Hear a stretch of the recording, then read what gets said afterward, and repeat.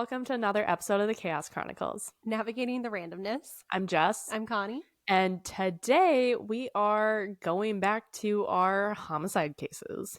Yes, back to the basics, back to murder, tried and true. Mm-hmm. What does that say about our podcast? Well, it's been a while. You're right. We did do the spooky ooky. Spooky ooky October. Thank you. Yeah. I don't know what month I was trying to say, but not that. Yeah, we did that for a while, and then we had a lot of new moon, which was a little murder for us. But and then we had a kidnapping story last week. We did have the kidnapping story. That's right. And then so now we're back to a murder case. Back to murder. All right. Back to our comfort zone. That's a little concerning, but we're not going to talk about it. We're two white girls with a podcast. Like, it's true crime. Come on. No one's surprised. No. Real quick trigger warning for today's episode. We are going to be talking about murder, sexual assaults. We don't go in great detail about that, but we do want to put it in there. All right. Before we dive in here, make sure that you check out our social medias. They are now linked below because we're not going to rattle off 6 different handles to you guys. Yeah, there's quite a few, but you should check it out. And if you ever have episode ideas for us, there is an email in the description as well. Otherwise, you can leave it as a comment. But yeah, we're always happy to hear some suggestions from you guys because, the internet knows a lot about weird and creepy stuff. And I mean, why not take some suggestions? Absolutely. Yeah. Well, as long as they're not weird. Yeah, please. Well, are you ready for today's episode? Yes. I know nothing as usual, so. Yes. So today we're going over the case of Rita Curran. Or Curran. How do you spell the last name? Curran. I might. You know this one. I might. The name is sounding so familiar.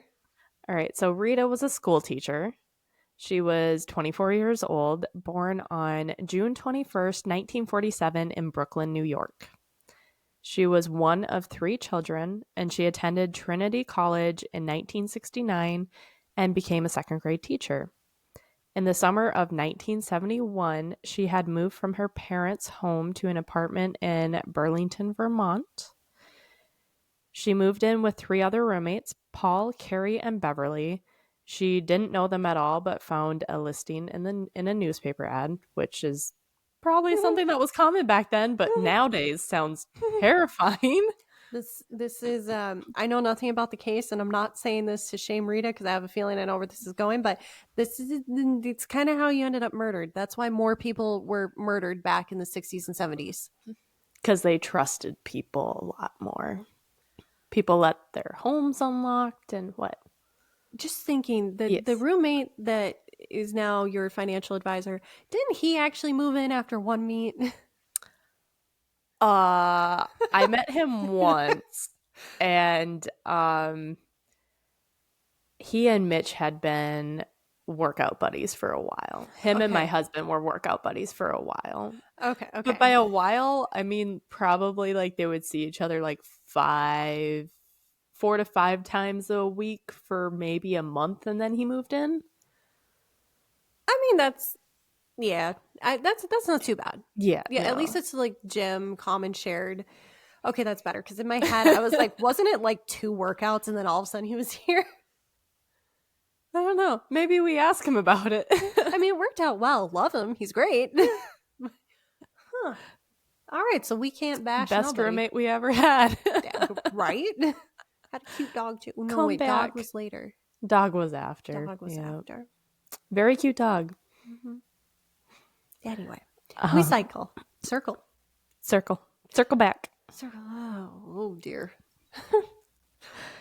During the summers, Rita was working as a hotel maid and was taking graduate courses at the University of Vermont. On July 19th, 1971, 2 of her roommates, Paul and Carrie, it sounds like they were dating, they were together, they had one of the bedrooms, and then Beverly and Rita had the second bedroom. So Paul and Carrie were out at the bar and they decided to call their apartment to see if Rita and Beverly wanted to come out and join them. And so Rita had already been asleep, but Beverly agreed to go and meet them. Paul and Carrie headed out from the bar around 12:30 in the morning, and Beverly decided to stay there a while longer. When they got home, they noticed that Rita's door was cracked open. They didn't think much of it, but decided to stay in the living room and wait for Beverly to get home. Once Beverly was home, they all talked for a bit before they all headed into their bedrooms. And Beverly, again, like I said earlier, shared a room with Rita. And Beverly was the one to find Rita, and she was deceased.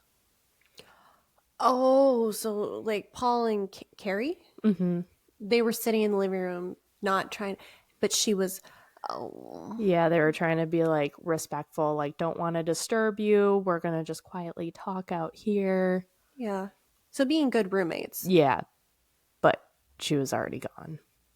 Okay. And I'm just wanting to make sure that I'm tracking this leading up to this. So they called back to the apartment. Yes. And that's when Beverly decided to go out with them. Mm-hmm. Okay. Was Rita home at the time? Rita was home and sleeping. Home and sleeping. Okay. Just making sure I'm keeping track of the names. Yeah. Yeah. So she was home and for sure sleeping? Not dead? Sleeping? Okay. For sure sleeping. For sure sleeping. Oh, so something happened. Oh, okay. Okay. Do you know the story yet? Is this what you were thinking? Maybe. I'm just realizing that unfortunately I know a lot of true crime cases and they kind of start to overlap. Some of them do. Some of them do.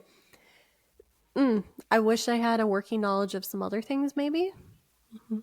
But, it's okay. This is what we do today when we do it as a means of self-preservation. All right. Well, I'm going to continue on. You let me know if this is the one that you're thinking of.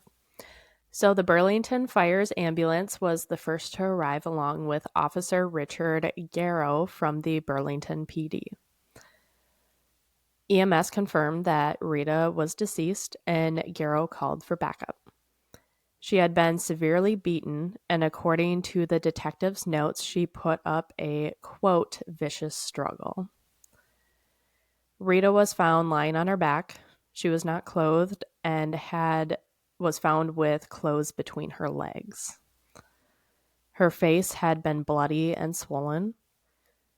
Garrow secured the scene while waiting for backup, and when they arrived, they collected many items for evidence, like fingernail scrapings, hairs found in Rita's hand, Rita's torn nightgown, her house coat, bed sheets, bedspread, hair curlers. She was known to wear hair curlers every night. And anything else looking to have any hair or blood or anything that just looked weirdly out of place. Side note also, I know it was common back then, but as someone who has, and they weren't even like true curlers, but I took a nap in those once when I was younger. They are so uncomfortable. It's rough. That is a dedication to your hairstyle right there. Yeah, I don't know how they did that because, I mean, growing up, that was like the main way to get my hair. My hair does not curl, guys. If you want it to curl, you either got to put it in French braids or do the overnight. Like, my hair has to be sopping wet. Put it in rollers, curlers, whatever. Sleep in it, and then blow dry it in the morning. And then I'll have a little bit. I was gonna say, knowing your hair, having worked on your hair, pray that you get some girl. It's honestly impressive. It really is. It just wants to be straight. Every hairstylist I have talked to, when I've talked about your hair, they're like, well, no, I mean, all you really have to do is like increase the heat, or you can lower it and then just repetitive. And I'm like, nah, trust me, not this hair. Straighter. Like, it will get straighter. It will get straighter until it burns. Yeah. Anyway, that was a little side note there. Humanizing Rita. She was a badass who was used to scalp pain. Oh, that sounds awful. That sounds so painful. And if you do that, let us know if there are any tips to make it more comfortable, I guess. A martini before bed? Like, and you can't move while you sleep, and Oh no, it's just so uncomfortable. And you have to like sleep on your back. And me personally, I have to sleep on my back. Otherwise, it's like, oh, painful. painful Which every other way. I'm wondering, I mean, I guess if you get used to it for a time, the time that I took that like mini nap in curlers or rollers, and then when I've tried doing even like heatless curls at night, it doesn't work for me. Or I'm just doing it wrong. I sleep so lightly. Like I'm not getting good quality sleep. Mm-hmm. I'm wondering if Rita was a light sleeper and maybe woke up to someone breaking in or something. Oh, I'm getting ahead of myself here because I don't think this is the case that I think it was. okay. Yeah. Well, continuing here. While they were analyzing the scene, they found a cigarette butt under Rita's elbow. It looked to have been burned out on the scene and it hadn't been put out.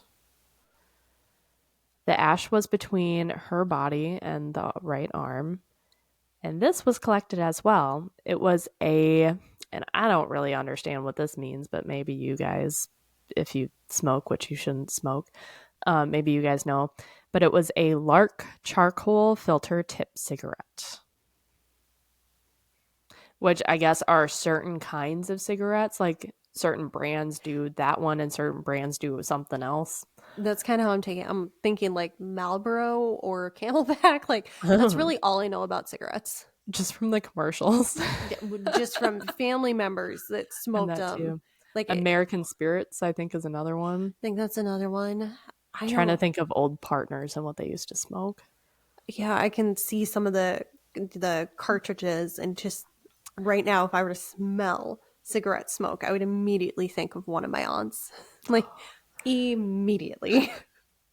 Well, don't smoke, and if you do smoke, you should look into not. Yes. Medical advice. Not medical advice. Not medical advice. Not medical advice. This is not the place for that. But we are not professionals life here. advice. Life advice, yes. Life advice. We can give life advice. We can give life. Take it at your own, assumption of the risk. Yeah. We are not held liable for any poor decisions you make. No. No, we have enough problems with the poor decisions we make. Thank you very much. Few and far between now as we're older.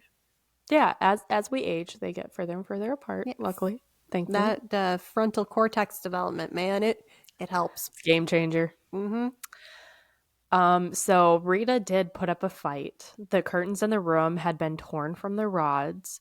The bed was pushed from the wall, and her hair curlers that she wore every night were tossed all around the room.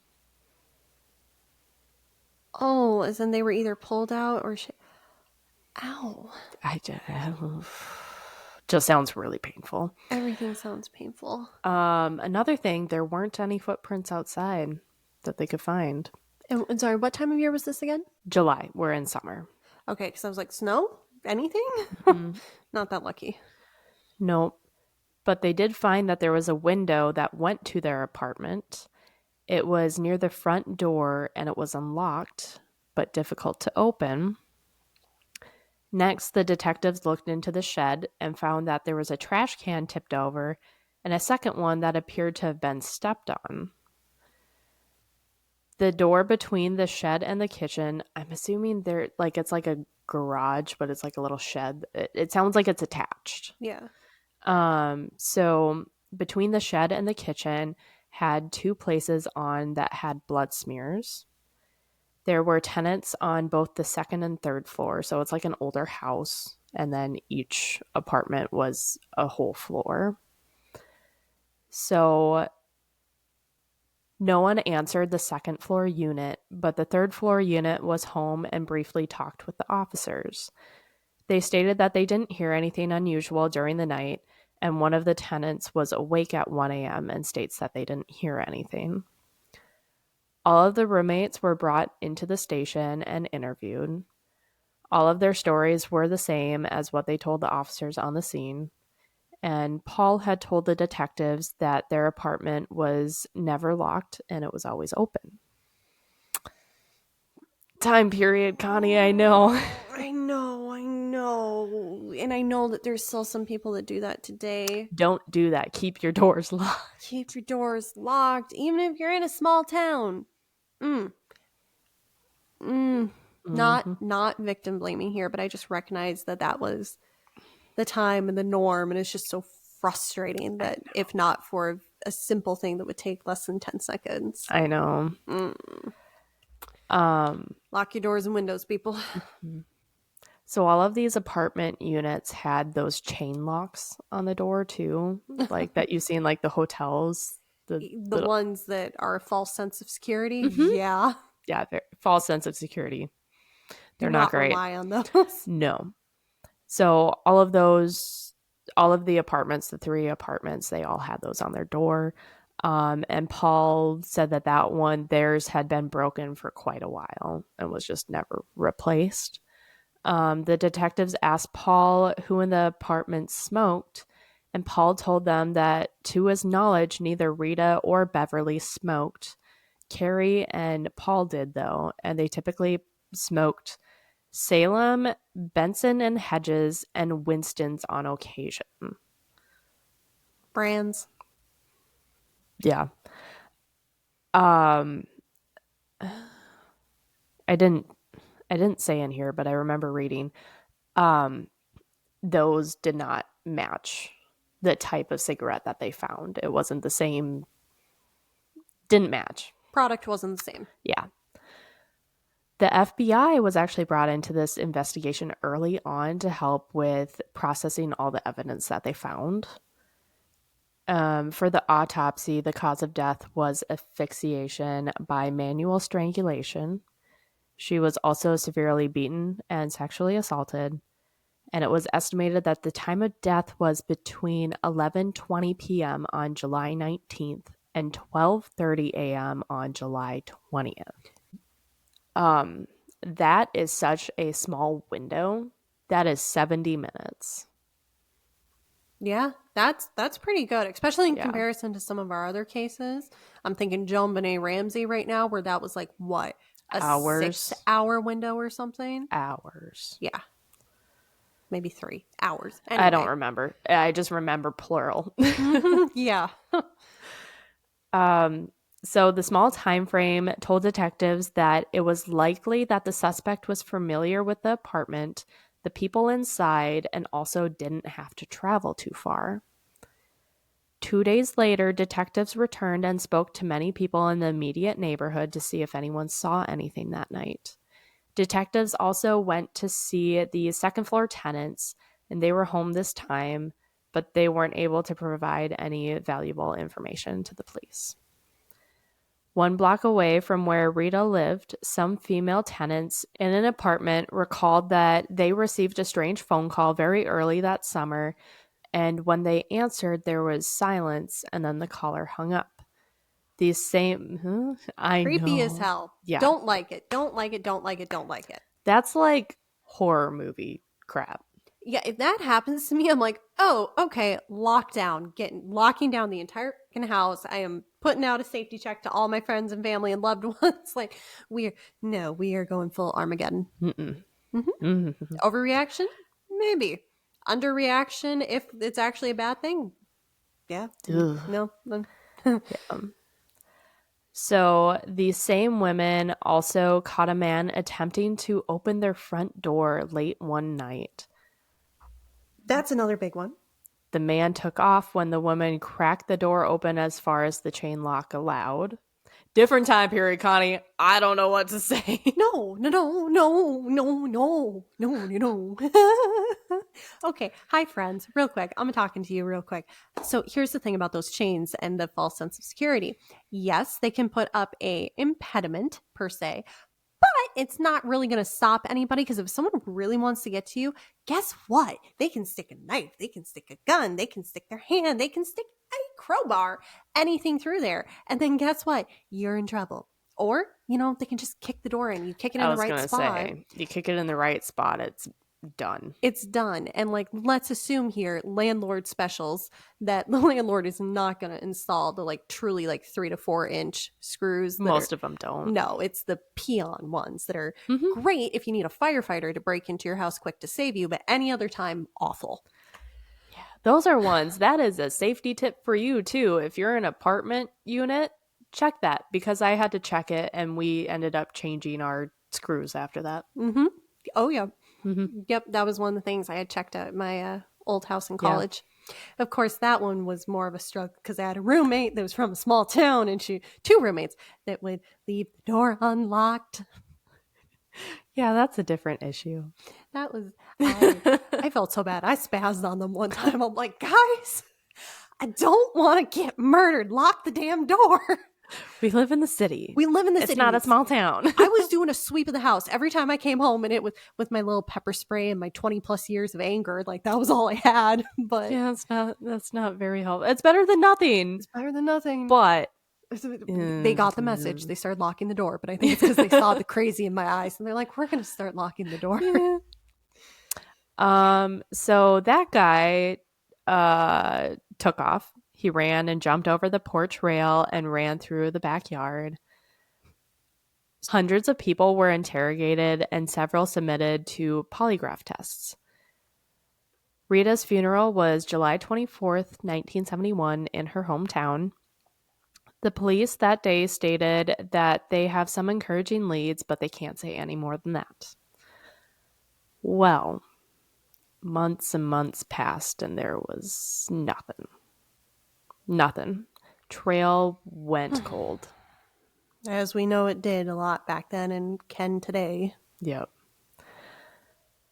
So, we're going to be doing a little bit of a time jump now. Oh dear, how much of a time jump?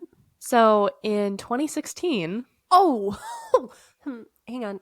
My math is going to math real quick. Is that 45, 46 years? 71 to 2016. 45. 45, yay! Oh, I was really trying to math there, but it wasn't mathing. No, that's why I trusted Yeah. calculator. So, 45 years later.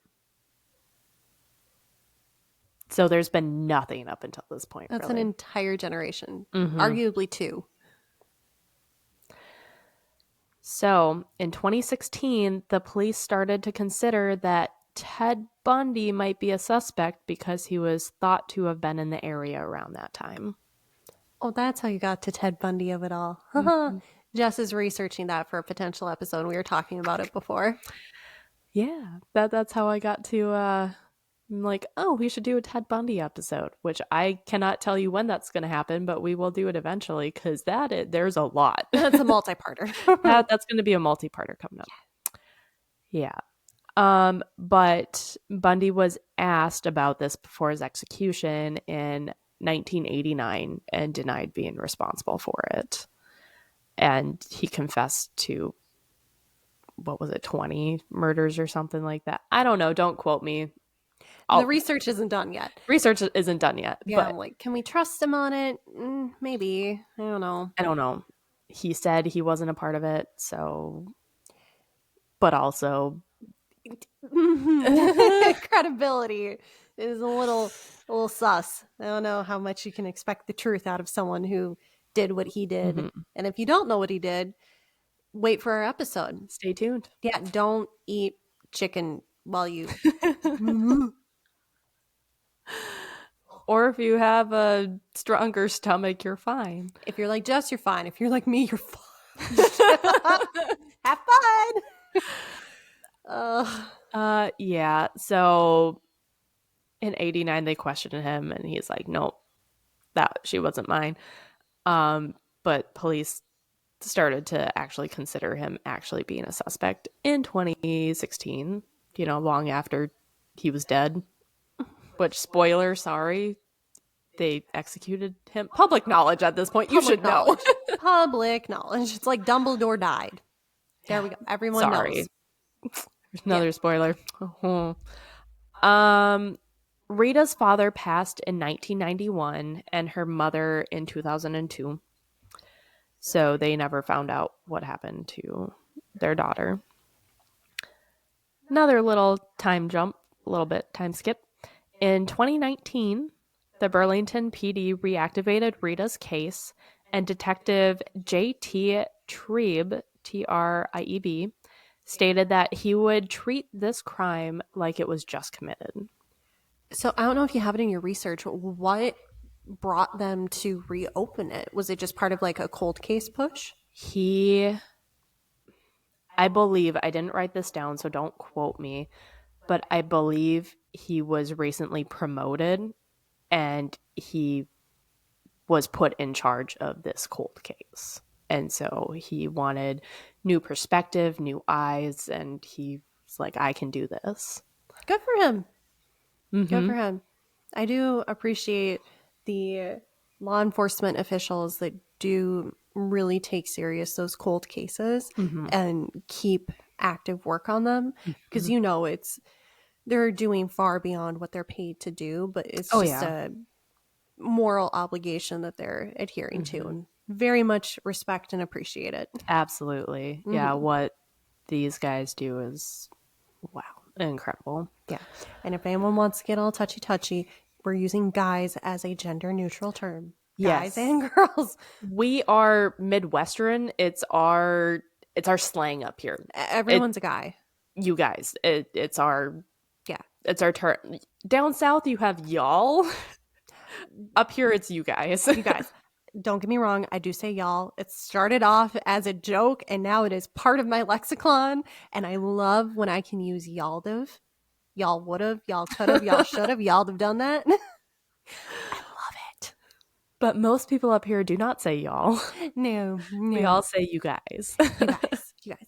I know we said it in several episodes, and like most of our demographic, I think we're good because it's adults that we all grew up with this. But like, just in case we ever get the occasional like 18 or younger, gender neutral. Yes.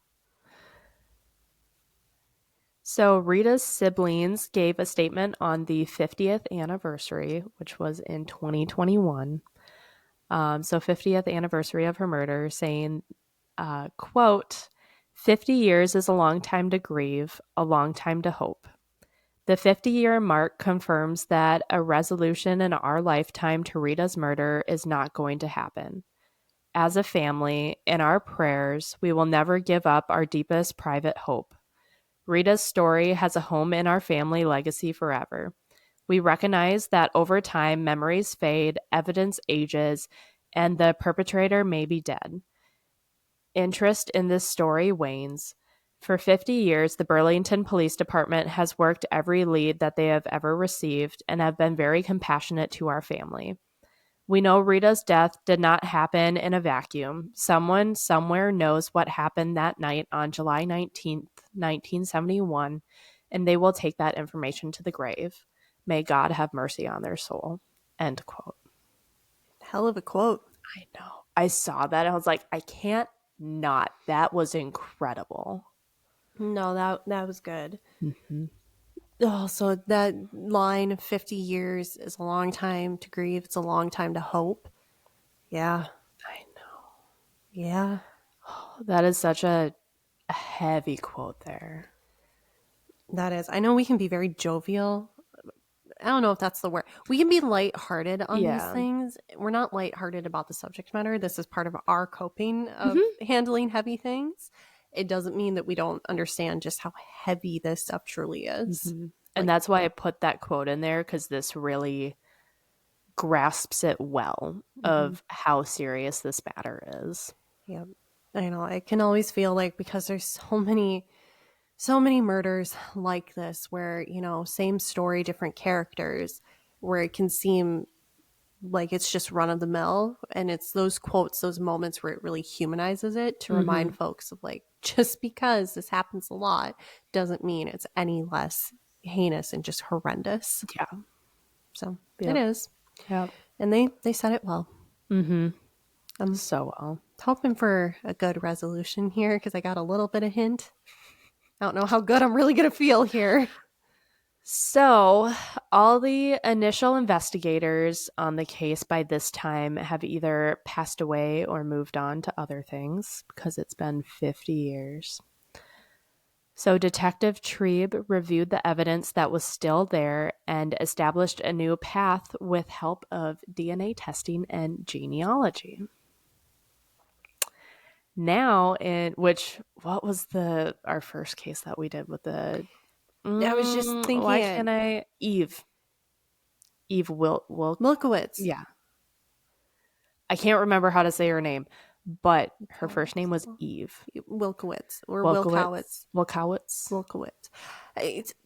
one trying. of those. Yeah. Yes, there we go. Yeah, but that's how they solved her murder too. Mm-hmm.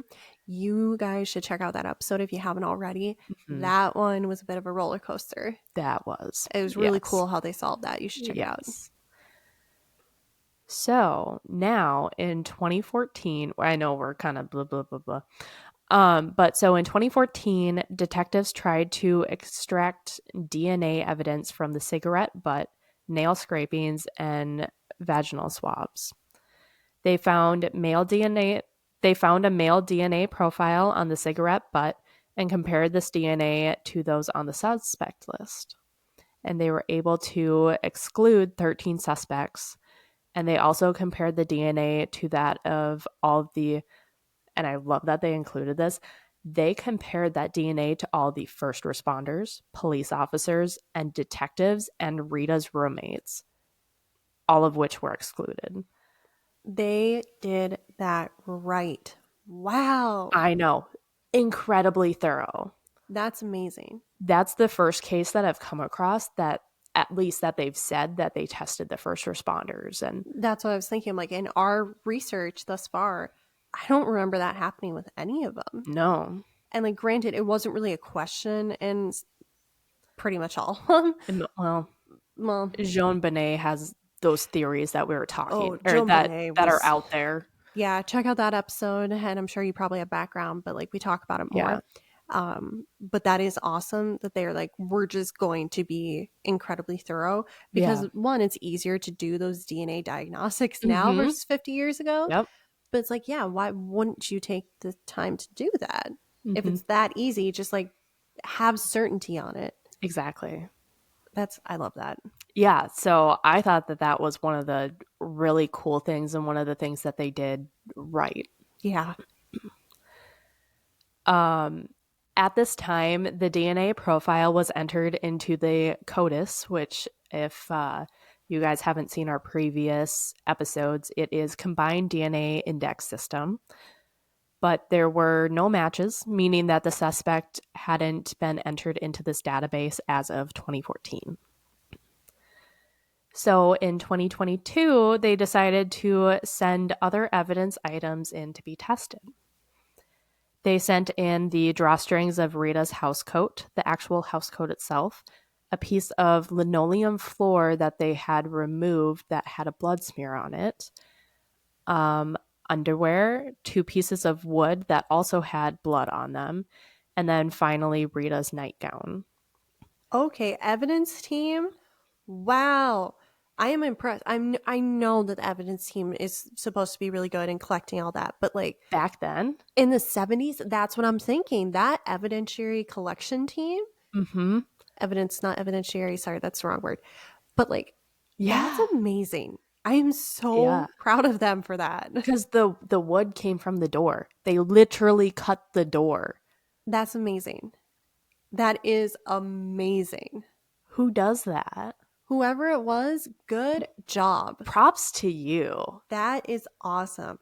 I am all about that. Where like, if I wasn't going into the career path that I am, and if I was better with science, I would love to be that evidence collection, just because of like being able to be like, no, I'm going to argue that we do take the wood out. Like, we're not just going to swab it real quick and then like clean it off. Or no, like we're going to get this. Yeah, they have chunks of linoleum. They have chunks from the door. That's amazing. I do not care if the landlord would be like, oh, property value. Okay, your property value went down when someone got murdered here. So how about we get it solved and you replace the door? Yeah. Sorry, people over property. My bad.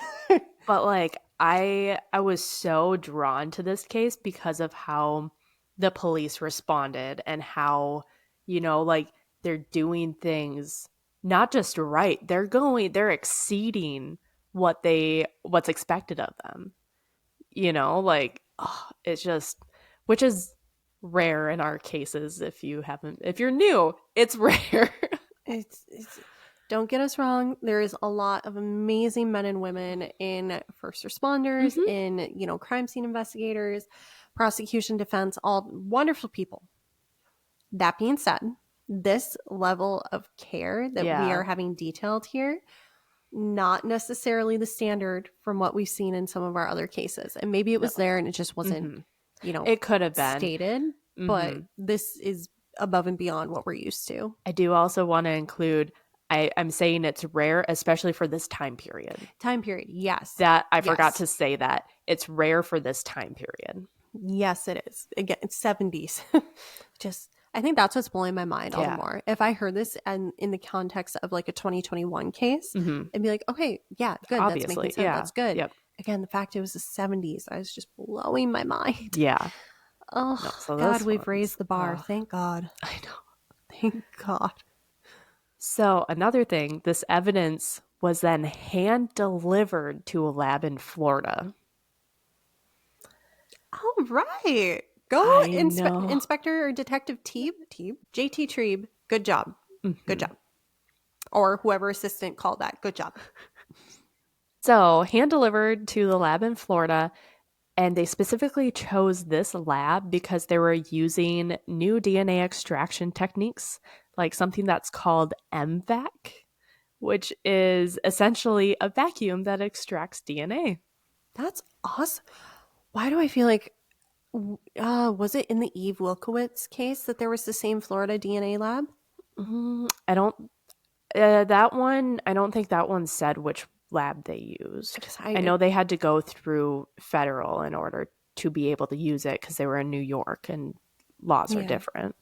I don't know why I'm having this moment where I thought I remember having a conversation with you about the DNA breakthroughs in Florida. I think we talked about it, not on the podcast. Okay. I was like, hold on. I'm not crazy on this. I know we've talked about this. Okay. Yeah. So just not on air. My bad. Yes. So they were also using the DNA profile from the cigarette butt to methods that used familial comparisons. The Department of Justice also noted the privacy issues that were being questioned by using all of this. So taking a direct quote from the Department of Justice here, quote, "A familial DNA search result is only a lead that is then followed up and investigated until the DNA sample of the suspect is obtained and tested. It is those results, those of the suspect, that are generally used in court and not the familial DNA match." I get it. I understand why people would have some concerns with that, because that is ultimately... It is a concern, yeah. It's an invasion of privacy. I do believe, and I could be wrong on this, but there are waivers when you send in your DNA samples. Yep, and part of it is for stuff like this. So, it is kind of a... I mean, you consent to it when you sign those waivers and by sending in your sample. Yeah, one of the sources, and I'll say my sources at the end, I have them at the bottom, but one of my sources that I was reading, they listed out a whole bunch of different, like, one of those sites or those companies that do those things, and they were saying what specifically they say on there. And if you click this, that means that they can do this, and if you say no, then they can't see anything. Yep. So that is then, again, kind of on you. So it's not without your consent. No, it shouldn't be without your consent. No. Yeah, now to that we can't speak on all the companies, but I know this won't be the last time, and it's not the first time we've talked about those DNA sites coming into play with criminals, at crime law or investigations. So, just something to keep in the back of your mind. Just be aware when you're sending your samples in, which honestly, I mean, that's kind of a good rule of thumb anyway.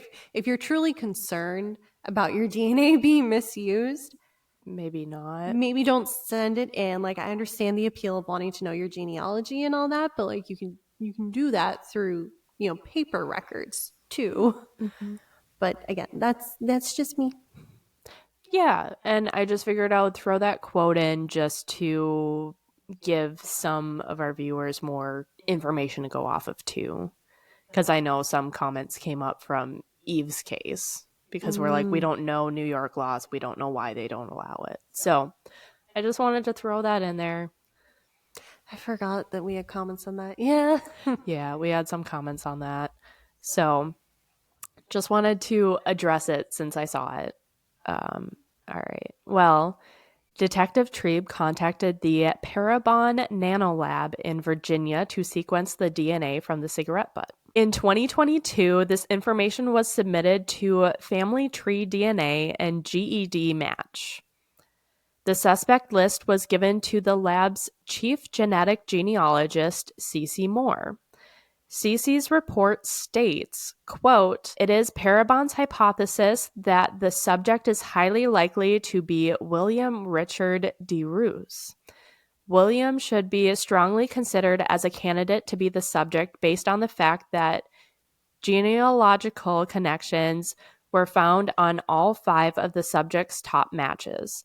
Through both the maternal and paternal sides of his family tree and 3 of his grandparents' ancestral lines, further documentation was discovered that he resided in the same building as the victim at the time of the crime." End quote.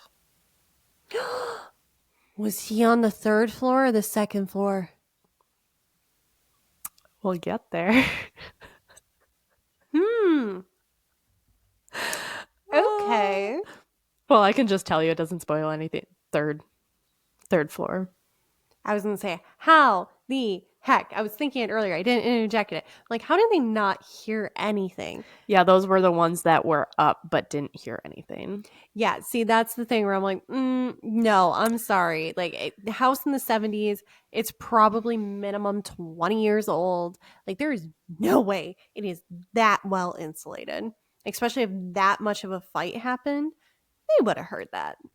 I could hear my upstairs neighbor sneeze in college. So, like, you're going to hear a fight. Yeah. People on the 2nd floor, I don't know if they were there or not, but like if they're sleeping and if they sleep like my husband sleeps, he's not waking up for that. Same with mine. Yeah. So I can see that if they were there. Again, I don't know if they were there or not, but so William DeRuze actually died in 1986 from a morphine overdose and was cremated. But this is not where the story ends. Since William was dead and had no biological evidence available, they had to get the DNA from a close family member, William's half-brother, who I will not be naming because I feel weird about that. They compared a familial DNA to the other evidence, and the results are the blood on the linoleum and the wood from the door was more than likely Rita's. The familial contributor couldn't be ruled out from the housecoat. The results from the underwear was a mixture of at least 2 people, and the familial contributor could not be ruled out. This means that the cigarette isn't just random. It wasn't just placed at the scene. So they were comparing those to make sure that it wasn't a red herring. Mm-hmm. Just one little random thing to throw everything off. They are really, really being thorough on this. Yeah. Damn. So next, they moved on to interview Michelle Roach, who at the time of Rita's murder was married to William, who she referred to as Bill. Michelle tells them that they met in 1970, started dating, and moved in together. She never met any of his family and doesn't remember Bill being in prison twice, one of which was armed robbery, by the way. Doesn't remember? He was in prison while they were married and she doesn't remember? Apparently. I think this was before they were married. Oh. I believe this was before they were married. Doesn't remember is a unique choice. Didn't know is one thing. I don't... Michelle and Bill broke up in 1971, but then Bill showed back up again and they restarted their relationship. So, just so you know, they only dated for presumably a year, right? Broke up and then he came back and then they restarted the relationship. Michelle's parents didn't like Bill though, and she moved in anyways with him to an apartment in Burlington, Vermont on the 3rd floor, and they got married on July 5th, 1971. Yeah, so he gets married on the 5th. Murders on the 26th? Was it the 26th? 19th. 19th. Worse. So much worse. 19th. So 2 weeks later. 2 weeks later. I don't...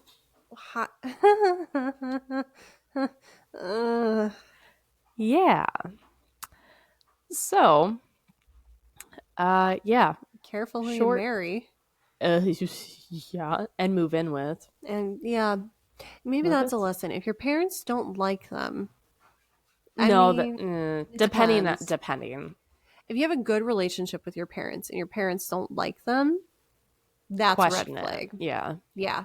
If you have a horrible relationship with your parents and they don't like them, well, yeah. Never mind. The detective showed Michelle a picture of Rita, but she didn't recognize her. She doesn't remember. She doesn't know. She doesn't recognize. What does Michelle know? Well, she does remember that the police knocked on her door that night. And she just didn't notice that her... I mean... Depends. If she was sleeping and he slipped out... Oh, we'll get there. Oh, dear. Oh, good. After the police left... William told Michelle to not tell anyone that he hadn't been home during the time of the murder. He told her that since he had a criminal record, police would try to accuse him of the crime. Okay, you know what? I'm going to make some assumptions here that may or may not be correct. I'm assuming that Bill probably wasn't the nicest to Michelle. And I can understand her being scared or intimidated, traumatized, or abused. It's making more sense. It doesn't mean I like it. No. So, according to her, the night of the murder, William and Michelle got into a quarrel, and William went for a walk to cool down. Michelle couldn't recall how long he was gone and couldn't remember how he looked when he got back. Michelle also said that she remembered that he did smoke, but couldn't recall what type of cigarettes they were, though. Michelle assures the detectives that if she had any suspicions that William was responsible for Rita's death, she would have, quote, quietly gone to the police, end quote. Soon after the murder, William moved to Thailand without Michelle initially. She couldn't remember exactly why that was, but thinks it has something to do with they didn't initially have enough money for both of them to go, but she joined him there in March of 1972. Oh, this story is going to get really weird. I know I was just trying to give Michelle grace, but like, that's a lot to not remember. 50 years, though. Over 50 years have gone by at this point. Okay. Granted, yeah, I don't know why I was thinking that this was a little more recent. Yeah, but, okay. We're talking like a little over 50 years. Okay, I recant what I say. That makes a lot more sense. Yeah. So William, like I said, this story is gonna, whew, not what I expected where it's gonna go. William was a Buddhist monk at the time and was disrobed, and then after a while he became a monk again. And then Michelle became a nun. What? And they ended up getting their marriage dissolved.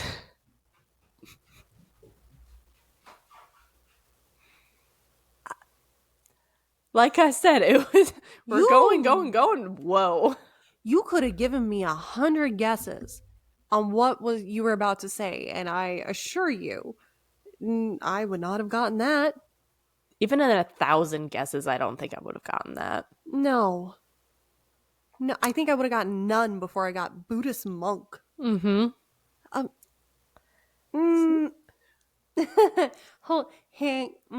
Okay, so like, hang on a second here.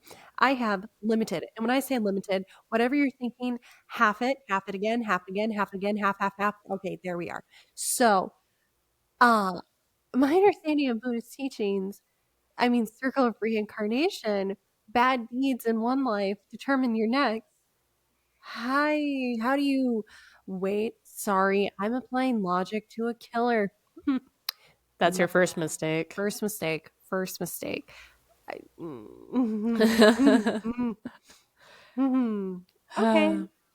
Okay. Hopefully his next life was justice. So Michelle stayed there for about 1.5 years, and William ended up moving to a different country, and she never saw him again. Good riddance to bad rubbish. Michelle was emotional, as one can expect while being interviewed. Quote, "We had no relations with those people. Why would he do that? Never asked for a cup of sugar, nothing." End quote. I'm imagining how she's feeling now. Yeah. And that's why I put that quote, because I found that quote and I was like, we've always talked about what are like the people that have relations with the people that murder people. Like, how do they respond to that? And now we finally have one response. Yeah. Oh, I do feel really bad for her. And I mean, obviously Rita, I feel the worst for, and Rita's family, but like, you're murdered to someone who did that, and then they come back into your bed at night. No. You're married to someone who did that. You said you're murdered. I said murdered. Sorry. Normally we say murdered in this podcast. You're married to a murderer like that, a rapist like that, and then they come back to your bed afterward. No. No. Wow. I'm glad we're getting her perspective here. Yeah. Buddhist monk and a nun. Sounds like a really bad start of a joke. I'm like, this is like, the universe just spun the gamble of, wheel of what could the next thing be, and just got 2 random ones. Yeah. So now looking back again, this is a relationship of what, maybe 3 years max, maybe, and then 50 years go by.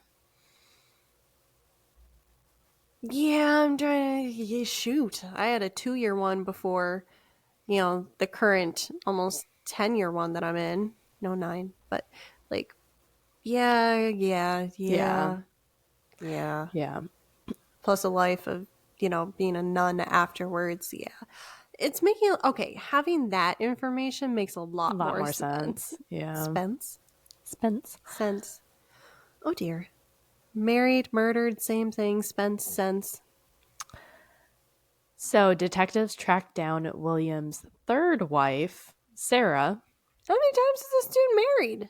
At least 3 that we know of. And wait, Michelle was 1 or 2? 1. I'm assuming 1.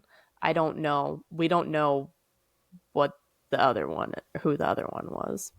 So I couldn't find it. He was a monk. He became disrobed, married Michelle, committed these awful crimes, and then went back to becoming a monk, assuming he got disrobed again so he could get married, and then died of a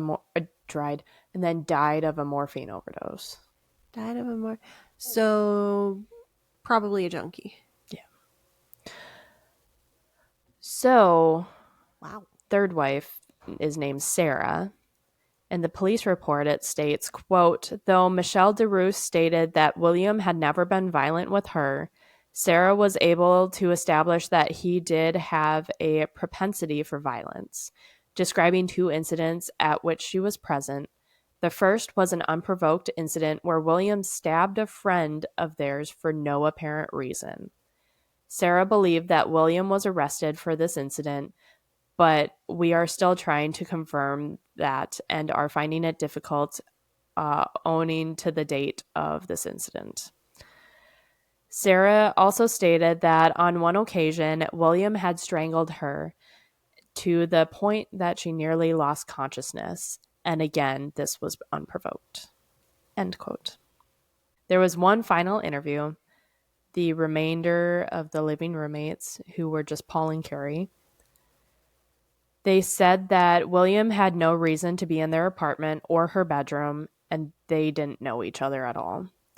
Rita's surviving family members were given the news, and they were given a chance to get all of their questions answered before they went public. The Burlington PD went public at a press conference on February 21st, 2023, that the Rita case, the oldest cold case in Vermont, was finally solved.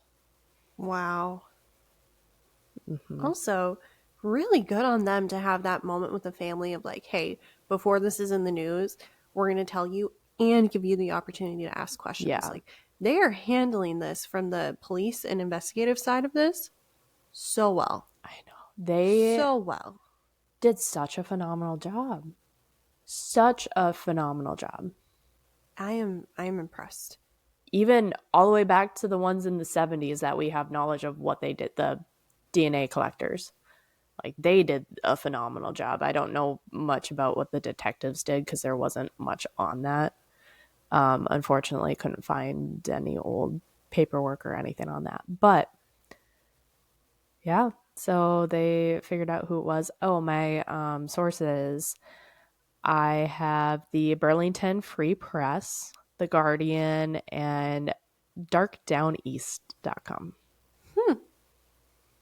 Wow. So finally solved. Finally solved. Oh, there was one more. CNN. Sorry, I scrolled down. That was good. Finally solved, but I know. And morphine overdose, that's... I'm not saying there's a good way to go, but like that's relatively painless and euphoric. Peaceful. Almost.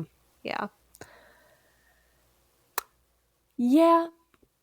So like an okay ending. I feel like because they did such a good job at like the police, the investigators, and how they handled everything. Like it wraps it up nicely for you to the point where it kind of distracts you from the point of he got away with it. But I don't think when did he die? 81? Did I say he died in 86?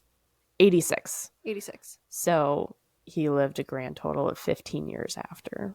Yeah, it's 15 more years than Rita got. Yeah. Yeah. Well, all things considered, the balancing of this one is not completely, unequal like some of our other cases, but we're going to look at the positives, like you said.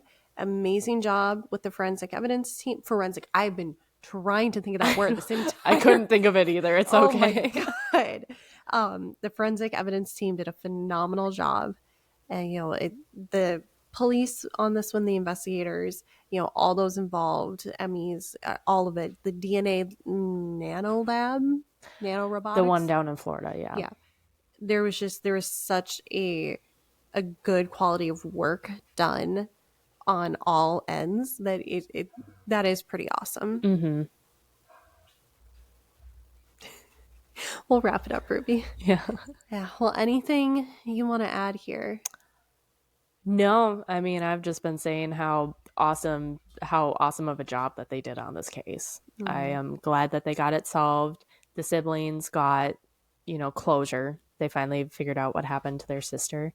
I'll have some photos up on the social media accounts, so you should go check those out. They will be linked down below in the description. Until next time. Yeah, we'll see you then. Thanks for joining. Bye. Adios. She kept sniffing my toe. She wants dinner so bad. Not my toe. Not your toe. My toe. She's trying to get our attention. She's like, I'm hungry. We'll get you dinner.